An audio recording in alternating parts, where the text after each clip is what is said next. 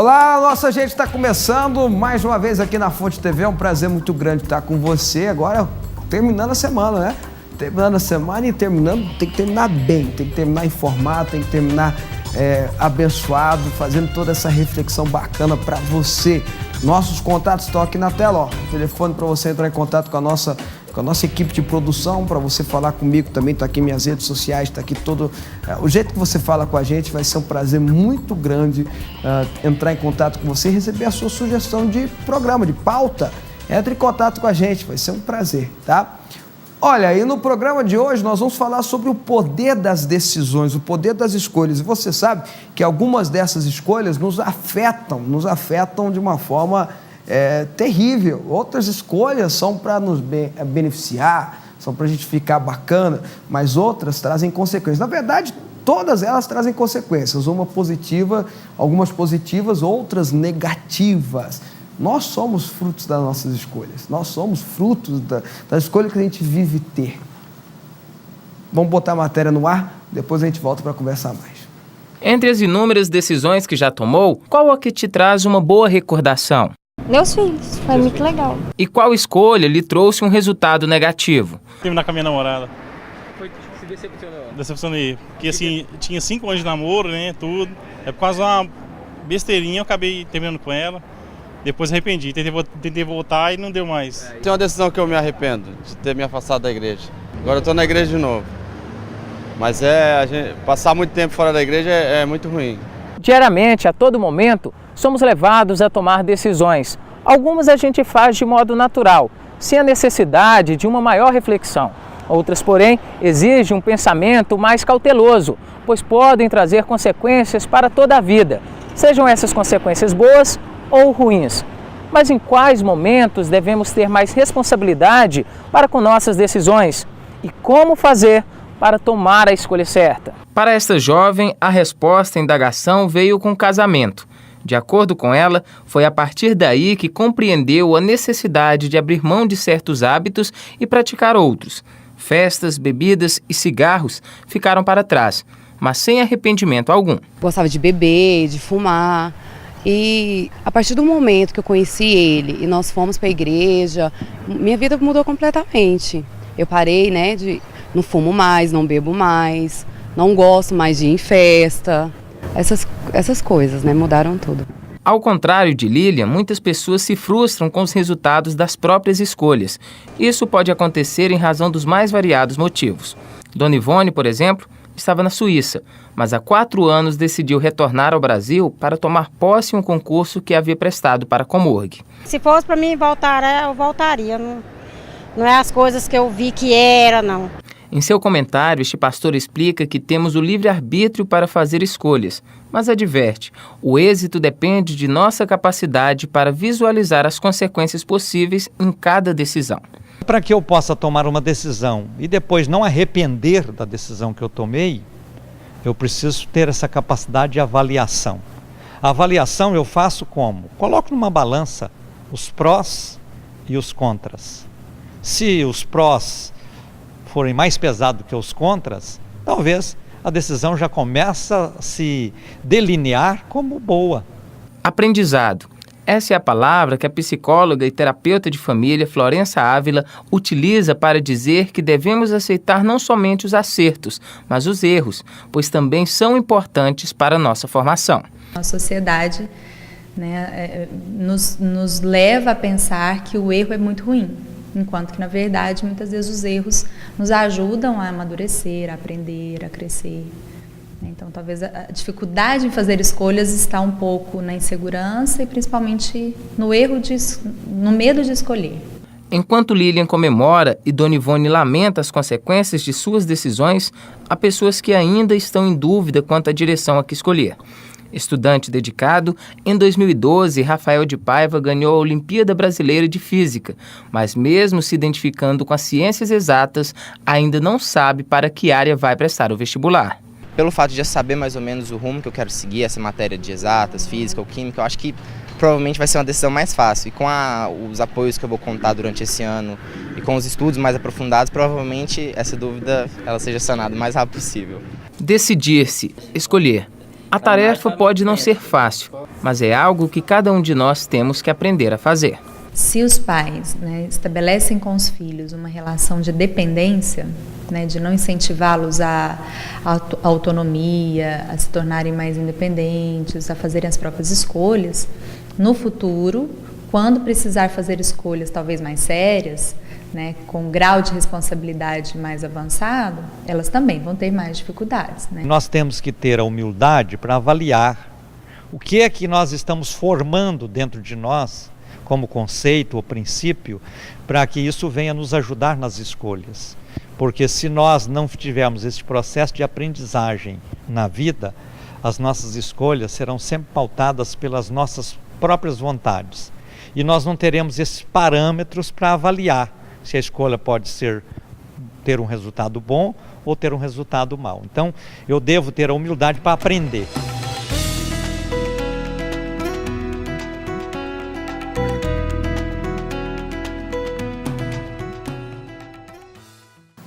Pois é, as nossas escolhas são pautadas pelas nossas vontades, então controle a sua vontade. Aliás, tem um versículo que fala sobre isso, sabia?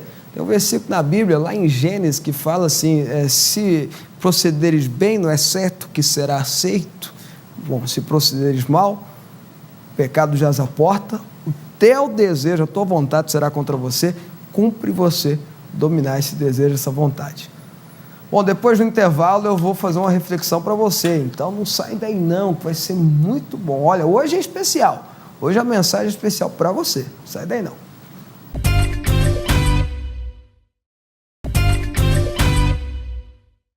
Bom, a reflexão de hoje nós vamos falar sobre escolhas inteligentes. Saber fazer as escolhas corretas na vida é algo importante para todos nós.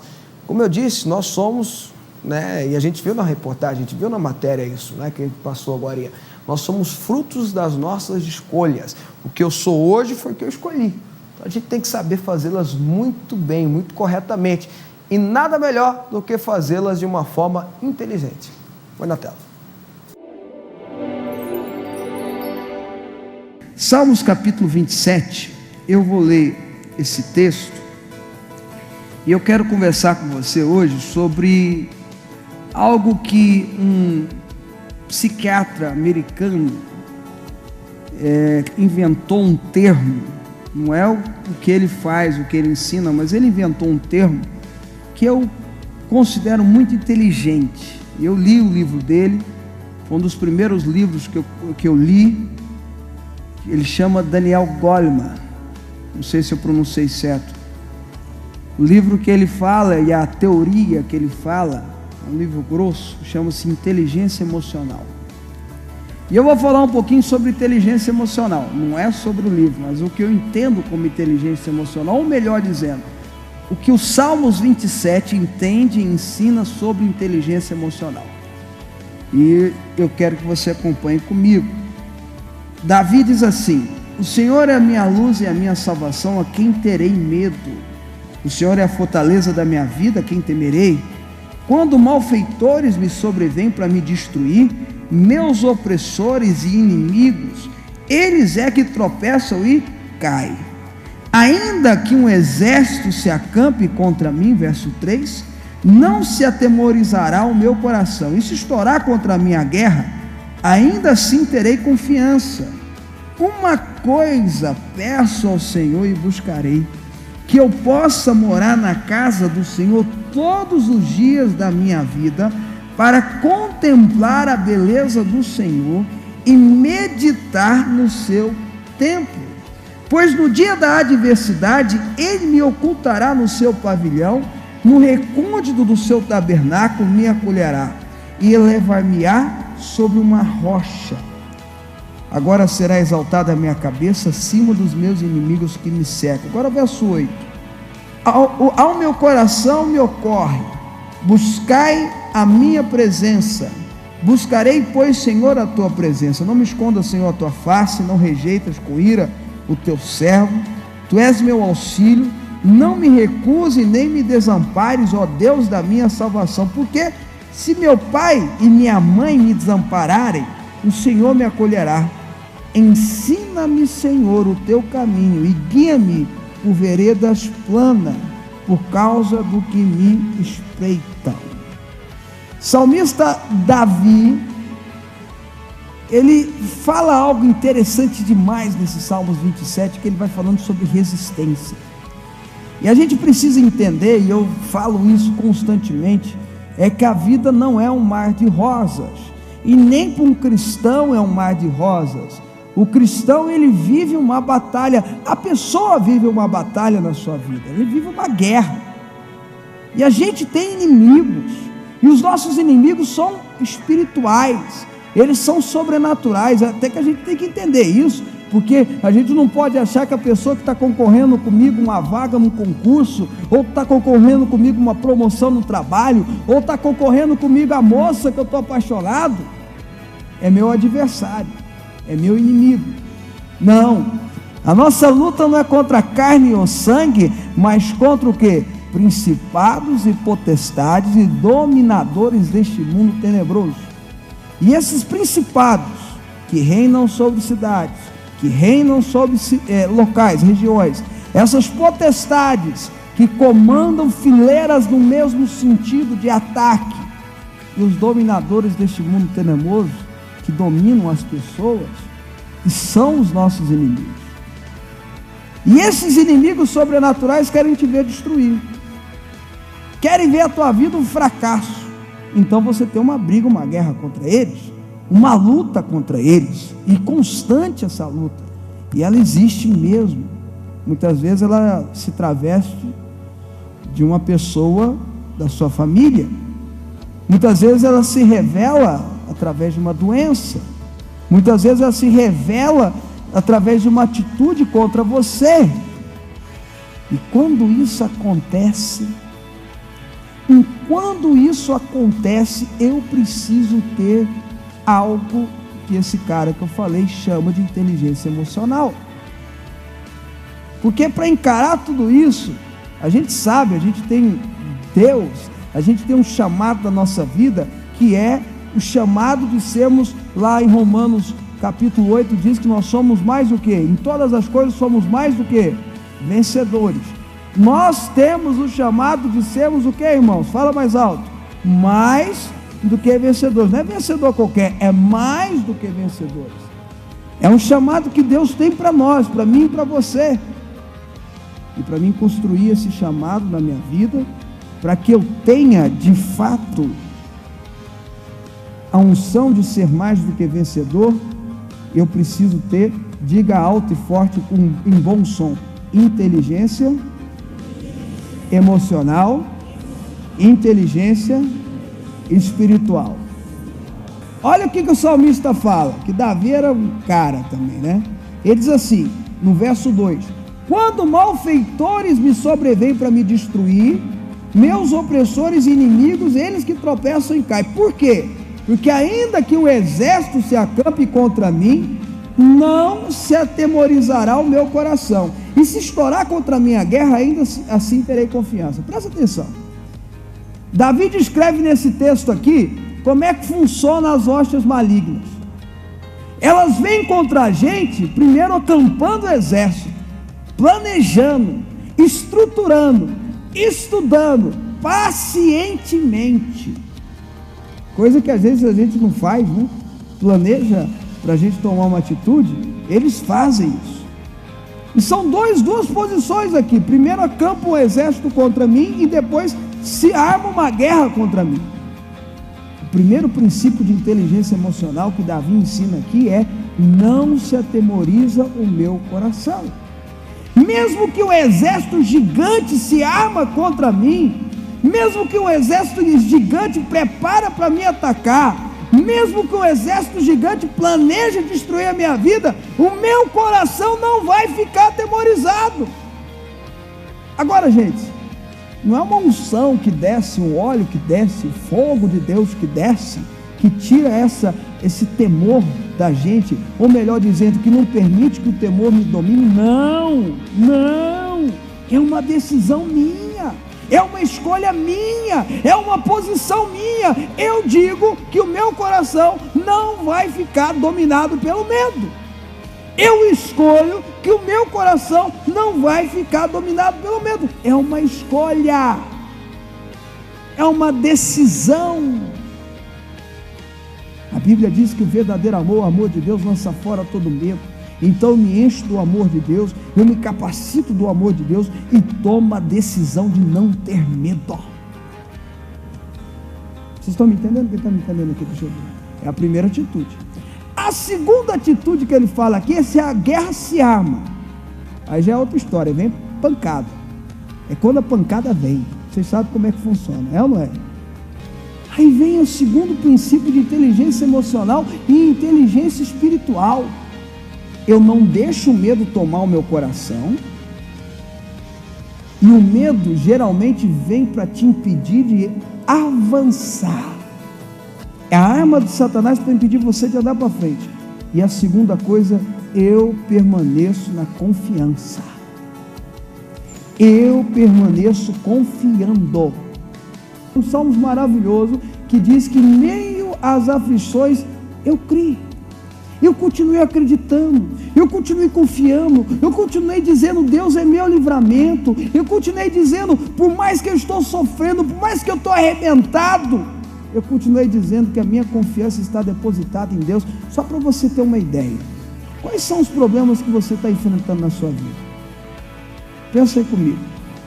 Quais são as adversidades?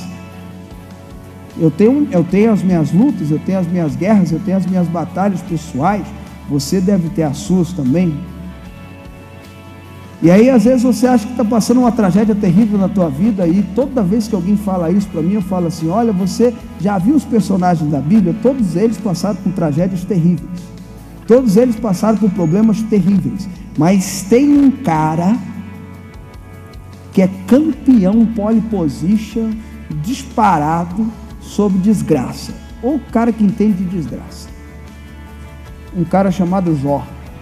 Ele perdeu, raciocina comigo, ele perdeu todos os negócios dele, perdeu todo o dinheiro dele, perdeu todo o rebanho dele, perdeu todas as casas dele, todas, perdeu todos os filhos dele, ficou doente, provavelmente num câncer de pele, foi tratado como um bicho porque estava fedendo. Tinha uns amigos que chegaram para ele começar, e ele era a Bíblia diz que ele era um homem correto, sério, e aconteceu tudo isso com ele. Veio 3 amigos dele que ficaram 3 dias sentados na frente desse segundo livro de Jó, quieto. Depois, quando abriu a boca, foi para falar bobagem, lógico, né? Porque se alguém fica quieto muito tempo, abre a boca e fala bobagem. Abriu a boca e começou a dizer, Jó, você não presta, Jó, você é um miserável, isso aconteceu com você porque você não vale nada. E Jó falou, mas como? Para terminar, tinha uma mulher doida, tinha uma mulher maluca. Quer coisa pior do que isso?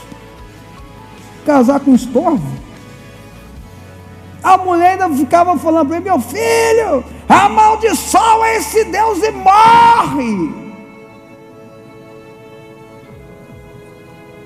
E Jó começa a discutir, debater com aqueles, e o livro de Jó é todo nesse debate, ele com os amigos dele, ele conversando com os amigos dele. Depois chegou um mais novo lá, um jovem, mais novo que os outros 4, e deu uma bronca neles, e eles caíram na real, e Jó fala uma frase, e Jó fala um pensamento, e Jó fala um poema, e Jó fala uma declaração profética, que mostra o quanto ele tinha inteligência emocional e quanto ele tinha inteligência espiritual. Eu sei que meu Redentor vive e que em breve se manifestará na terra. Eu sei que meu Deus existe e vai manifestar na minha vida. Jó continuou confiando em Deus. Se você quer uma vida de vitória, confie em Deus. Ele fala assim, uma coisa peço ao Senhor e a buscarei, que eu possa morar na casa do Senhor todos os dias da minha vida, para contemplar a beleza do Senhor e meditar no seu santo templo. Aí ele fala algo que quem é inteligente emocional, quem é inteligente espiritual sabe. Terceira coisa, eu não consigo tudo sozinho. E eu vou além. É burrice para não usar outra expressão, tentar conseguir as coisas sozinhos. Não existe super-homem, não existe Mulher Maravilha. Eu preciso de ajuda. Eu preciso de ajuda para vencer, eu preciso de ajuda para me capacitar, eu preciso de ajuda para ser uma pessoa boa.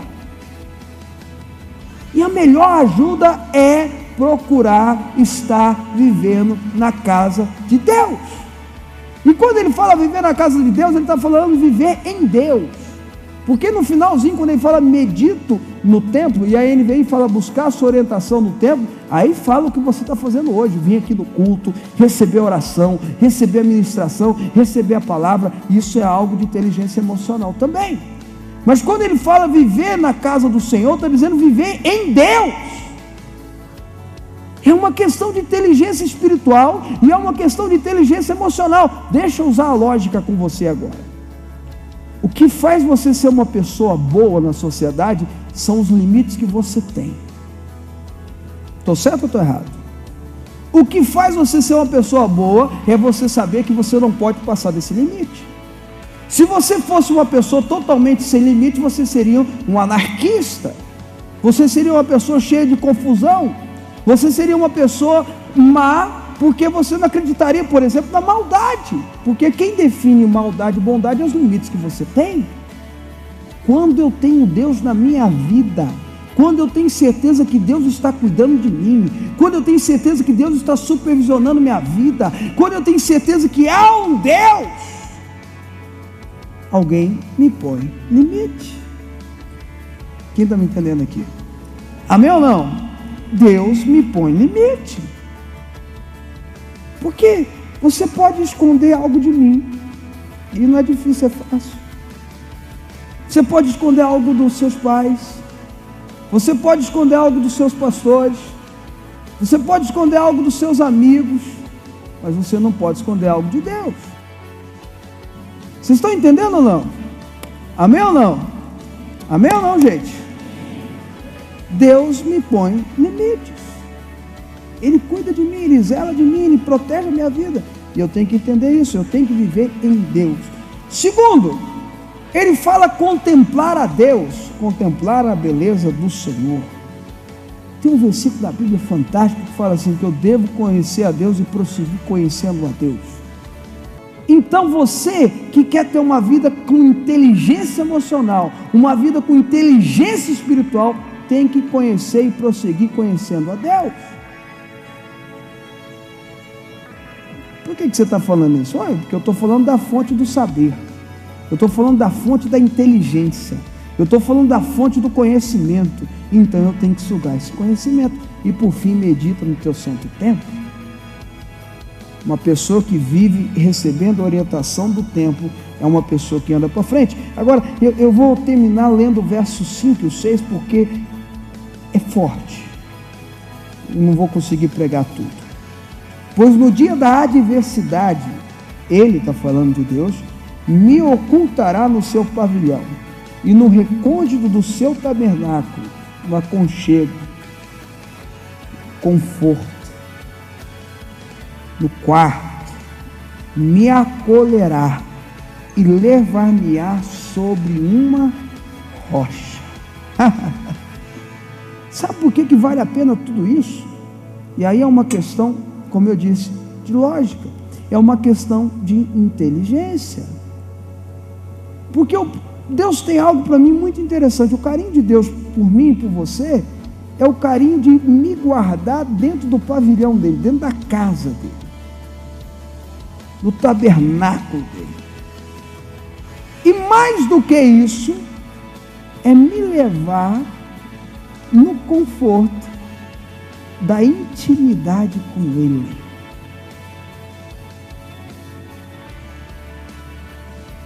Só pessoas inteligentes conseguem tomar a iniciativa de ter um relacionamento íntimo com Deus. Quem tem intimidade com Deus é uma pessoa que tem intimidade com quem pode todas as coisas. É uma pessoa que tem intimidade com quem tem o poder de cura e de libertação. É uma pessoa que tem intimidade com quem tem o poder de transformação. É uma pessoa que tem intimidade com quem conhece tudo, todas as ciências, domina tudo. E quando eu tenho intimidade, você já percebeu que um marido e uma esposa, quanto mais tempo eles ficam casados, mais parecidos eles ficam? Sabe por que isso acontece? Por causa da intimidade. Quanto mais íntimo eles ficam, mais parecidos eles ficam. Mais íntimo eles ficam, mais parecidos eles ficam. Quanto mais eles se conhecem, mais parecidos eles ficam. Com Deus é a mesma coisa. Quanto mais íntimo eu fico com Deus, mais parecido com Ele eu fico. Quanto mais eu me aproximo de Deus, quanto mais eu o conheço, quanto mais intimidade eu tenho, mais parecido com Ele eu fico. Então mais inteligente eu fico, mais esperto eu fico, mais bonito eu fico. Aleluia. Tem solução para vocês, irmãos. Busquem a Deus. Sabe que tem um versículo na Bíblia que fala que a presença de Deus formoseia o rosto? Sabia disso? Quem sabia desse versículo aqui? Olha o tanto de gente. É melhor do que Botox.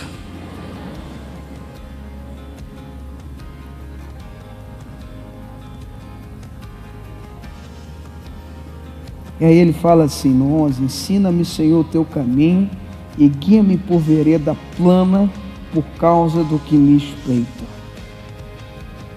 Aí, por último, uma questão de inteligência emocional, uma inteligência espiritual.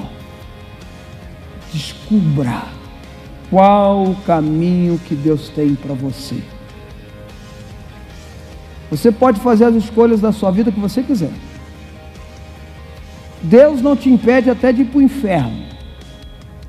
Se você escolher ir para o inferno, a escolha é tua e Deus respeita. Sofre, chora, arrebenta, chuta o céu, mas Ele respeita. A escolha que você faz é a escolha que você faz. Você escolhe o caminho que você vai trilhar. Evidentemente, você colhe as consequências dessa escolha. Agora é uma questão de inteligência. Escolha o caminho que Deus tem para você. Porque o que adianta remar contra a maré, contra a correnteza? O que adianta o que o salmista fala? Se o Senhor não edificar a casa, em vão trabalham aqueles que o edificam. O que adianta você fazer as coisas que Deus não quer que você faça? E quem sabe até você se encontrar lutando contra Deus. É forte? É o conselho de Gamaliel. Quando quiseram destruir Jesus, matar Jesus, falou: opa, peraí, se isso não é o evangelho, né? Se isso não é de Deus, vai passar. Agora, se é de Deus e nós lutarmos contra isso, nós vamos nos encontrar lutando contra o próprio Deus. Ensina-me, Senhor, qual é o teu caminho. Mostra-me, Deus, qual é o caminho que eu devo andar. Mostra-me, Deus, qual é o caminho que o Senhor tem para mim. E sabe o que acontece? Eu creio que verei a bondade do Senhor na terra dos viventes. Espera pelo Senhor e tem bom ânimo. Fortifique-se o teu coração. Espera, pois, pelo Senhor. Aí aquele que tem inteligência espiritual, inteligência emocional, é segundo a vontade de Deus. Essa pessoa, ela, põe o verso 13 de novo para mim aqui, por gentileza. Essa pessoa reconhece, vivencia, viverei até ver a bondade do Senhor na terra. Está vendo como vale a pena ser inteligente? É uma questão de escolha. Eu escolho isso. Eu escolho. As minhas escolhas determinam quem eu vou ser. As minhas escolhas determinam quem eu sou. E se eu escolho ser inteligente, espiritualmente falando, ou emocionalmente falando, eu vejo a bondade de Deus na terra. E a minha oração hoje é para que todos vocês vejam o que Deus tem de bom para você. O projeto de Deus para você é de paz e não de mal, para te dar o fim que você deseja. O projeto de Deus para você é que você possa comer o melhor dessa terra. O projeto de Deus para você é bom, perfeito e agradável. Saiba fazer as suas escolhas. Tenha escolhas inteligentes, porque elas vão definir a sua vida, definir o seu futuro, definir o jeito que você vai viver, definir tudo na tua vida. Então faça escolhas corretas. Para mim foi um prazer mais uma vez estar com você, com muita alegria, muita felicidade mesmo. Espero que você esteja gostando nessa nova temporada do Nossa Gente aqui, um pouco diferente, mas da mesma forma. Informação e abençoando você. Nossos contatos estão na tela, você pode entrar em contato com a gente, vai ser um prazer te responder. Deus te abençoe, beijo no seu coração, até semana que vem, hein? Tchau, tchau, tchau.